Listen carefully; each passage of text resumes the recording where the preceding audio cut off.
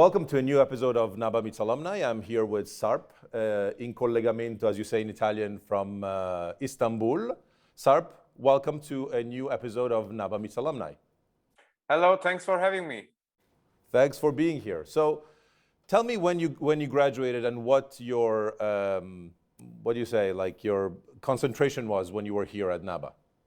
Oh yeah, well, I decided enrolling to NABA at 2012, but I moved to Milan at 2013, right after the Gezi Park protests in Turkey. Yes. I had this was a very formative experience also, just to note. Story with the curatorial studies department started at 2014.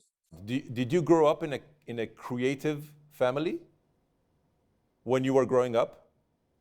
My mother is a painter and a poet and also a teacher, and my father is a teacher and an architect. Yes. But particularly my mother's family is quite peculiar because she and two sisters and one brother from her family, they all went to the State Academy of Fine Arts in Turkey. So in that sense, yes, we have a lot of creative people in the house, and I grew up in my mother's atelier. There were always plenty of art school students coming around, seeing my mother, consulting things, and yeah, they were mainly my friends rather than my peers. Tell me about how you actually got to choosing to come to NABA. Well, actually, it was an easy decision because I met with Marco Scottini, a person that you would like to discover more, in a way that I would describe as reverse engineering, because he bears so many qualities. Yes. Which as a student, from a distance, are not so accessible in terms of also experience. So yes. Working with him on such an early period in my life was also one of the fascinating and motivating experiences, because right after I started the school, Marco invited me to join him in Istanbul, because he was then curating with Andres Brinkmanis the iteration of Disobedience archive in Istanbul at SALT. So yeah, going to NABA really helped me to figure out that I wanted to become a culture producer, not only a curator, not only somebody who works on one's artistic practice, but somebody who is courageous to try things in a very also essayistic way. Yeah, because you think so. There is an aspect to what you learned here at NABA that made you who you are today. I mean, this thing that you talk about, which is, I think, also doing art for good, or doing a type of informational curating of work. Is that something that you learned here?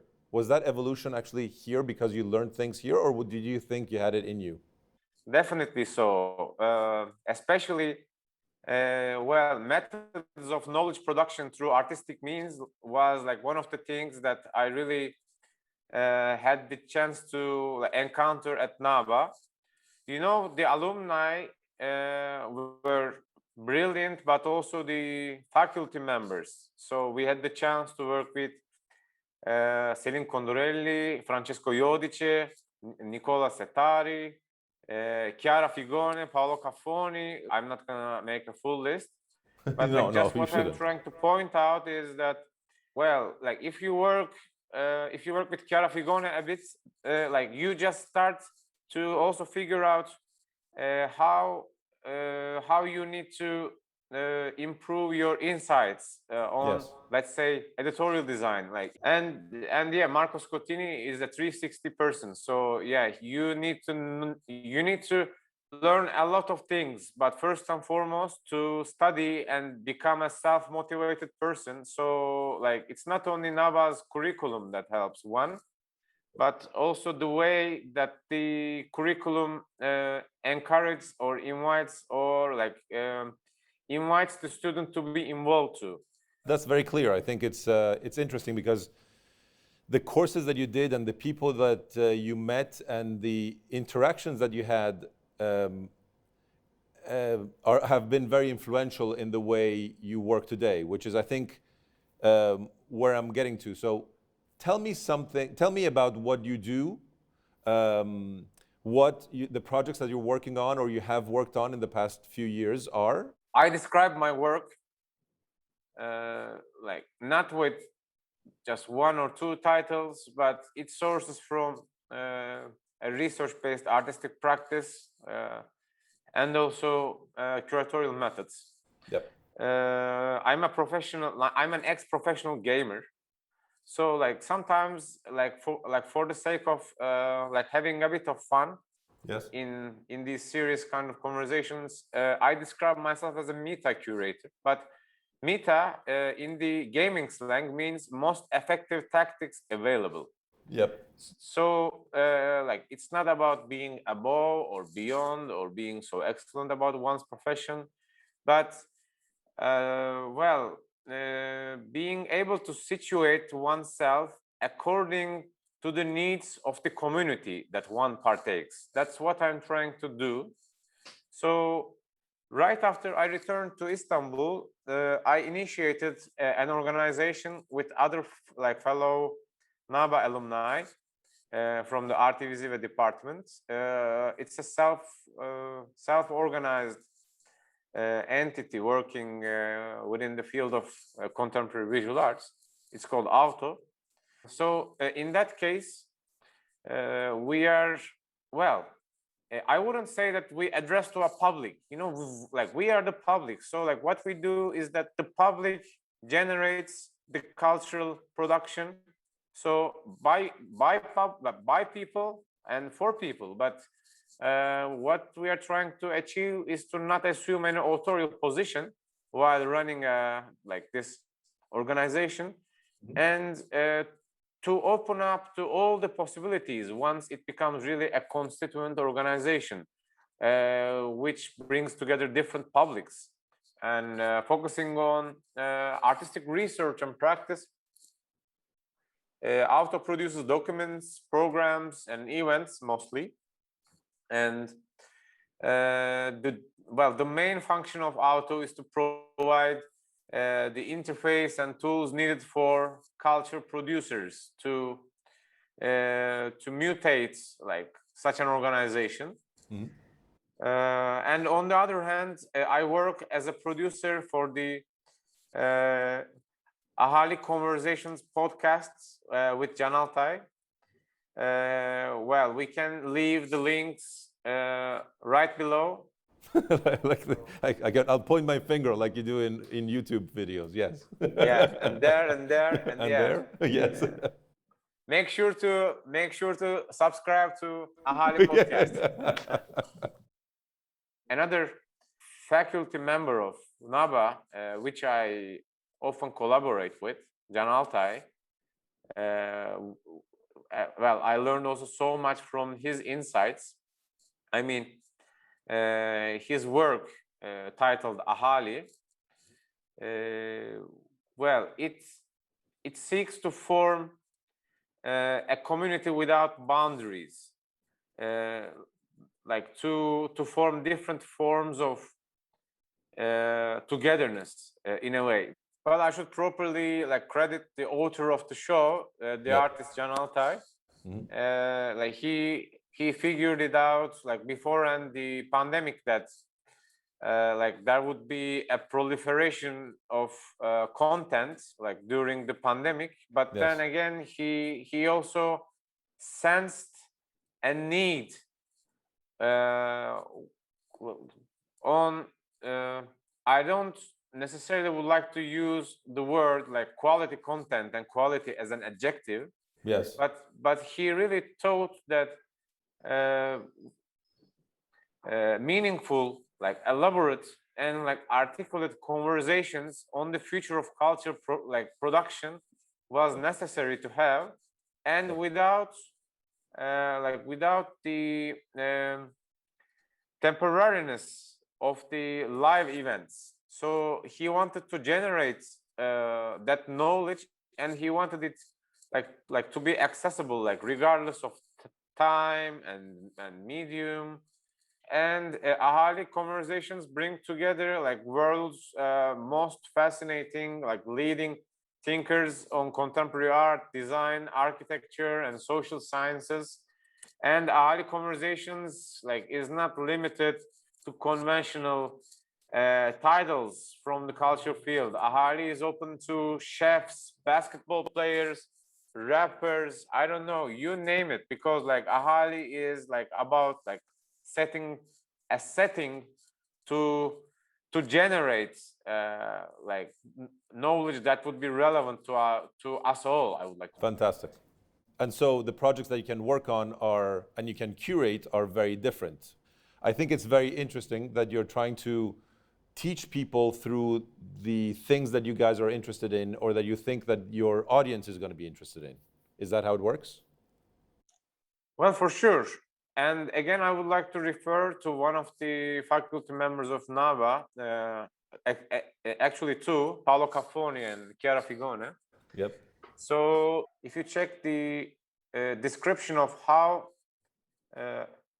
archive books operate, and now it's actually called the archive. So, well, the archive operates like as a place where people would learn together, unlearn together, research together, or like get into conflicts and learn to disagree, or agree to disagree together, or just have fun together. So this, well, like forming alternative ways of togetherness. Yes. In a field such as ours, like might sound as an easy one, but for one surprise, art is not necessarily always a very innovative field, and neither design nor architecture is.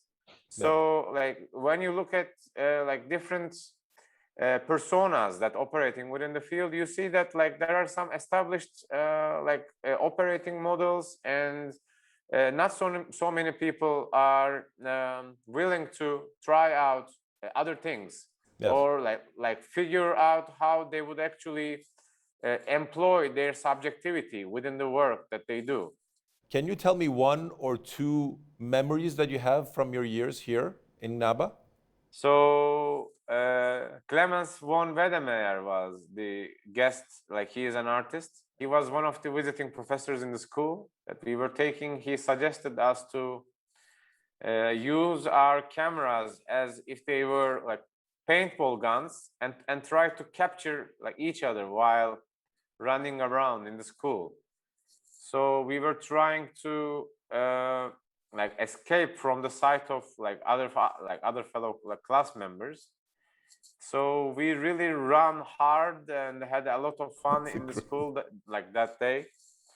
And that's a good memory. Yeah, I like that. It kind of changed my perspective, because I said, well, yeah, this should be how like art should be taught, or like curatorial studies should be taught, or design should be taught. Like you need to like gamify things like a bit. Like you need to there would be a handful of ways to share some knowledge, not necessarily like to teach, not necessarily to educate, not necessarily to approach to the learners, well, not just the students, from a very didactic and boring approach.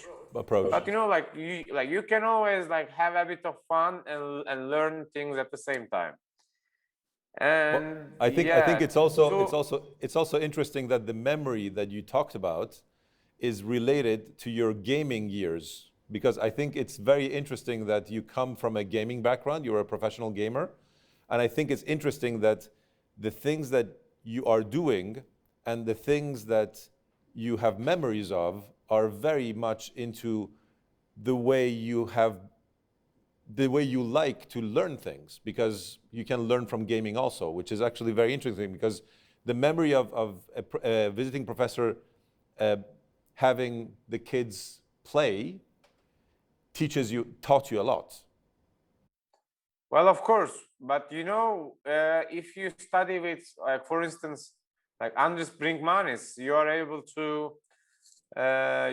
to instantly access to material on alternative pedagogy, Yes. like for one, Yes. and also like a great deal of historical background on social practice. Yep. Well, like we had some remarkable like members in the class, but like I, for one, like thought that there are like as many ways as one would imagine to teach or learn things. Yeah. Yes. So I think it's very interesting also because the way this place teaches is not only theoretical, but is also very practical. And I think the practical aspect comes out from every interview that we've done in the series in this year and the year before. It's very, very interesting how teaching is not necessarily, as you learned, only in the class, but it can come from making people do things, making people learn things from doing, which is actually something that you're doing also in your life, as in your professional life, which is very interesting. Sarp, I'm going to end with the question that I always ask every student that comes here, ex-student that comes here. The question is, 5 years from now, where do you see yourself? Well, to share the knowledge that I will gain by then, I would be fortunate to gain access to such knowledge. Like I would very much like to share that, and like keep sharing it like throughout my life, like after the 5 years. Well, this is for one, but like this would be my official public answer, like let me give like another one. Yes. Like I come to NABA, I choose to work in this field, and like this field is like, it's very interesting, but it has its own difficulties, as every field has and every profession has. But like I would like to have fun, like doing my job in 5 years. Do you have fun because you have a little bit of fun, but you want to have more fun in your job because you don't think is that a goal because you're not achieving it right now?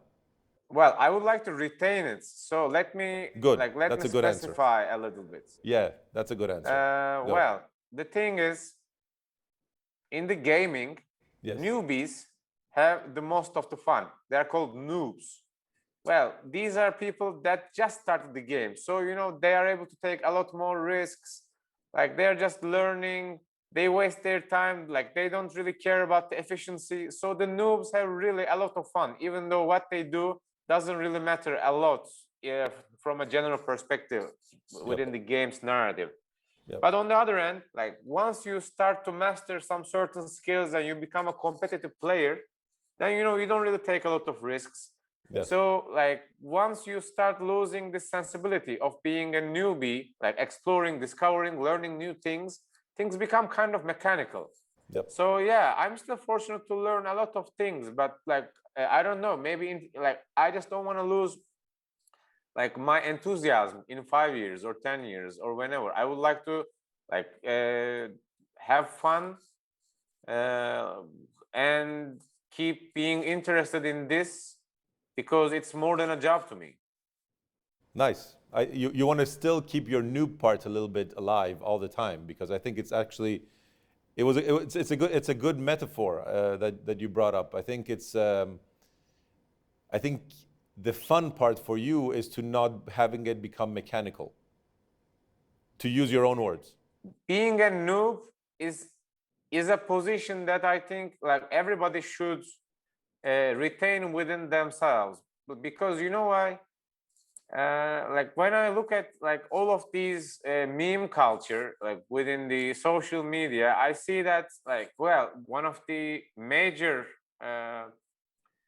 groups that produce memes are from Gen Z, right? Yes. And then like they keep mocking, the like boomers, and like how they don't really get like Gen Z's worldview and things. So like once you get too used to your own subjectivity, then Yes. you become kind of blind. So you need to like keep your eyes open and like just learn things like from the outside world. So with this, I'm going to thank you for being with me today and being so sincere and honest. I think you have showed us how your background has helped your life in NABA and how much NABA has helped your life now, which is, I think, is amazing. I think you're an amazingly interesting person, and I think the fact that you want to give back to people, I think, is very clear from what we talked about. I think congratulations to you. Continue doing what you're doing, and maybe we'll see each other face to face here in NABA one day when you come back to Milan. For sure, I very much like to get back to NABA. Who knows? Maybe as a teacher one day. And yeah, like as soon as I come to Via Darwin, like I will expect a lunch from you at Trattoria Gloria, let's say. That's a good way of finishing this. I promise you, when you come here, I'll promise you a lunch. For sure. All the best to you, and again, it was great talking to you. Likewise. Say hi to Istanbul. Same thing to dear Milan. Ci vediamo presto. Ciao ciao. Ciao ciao.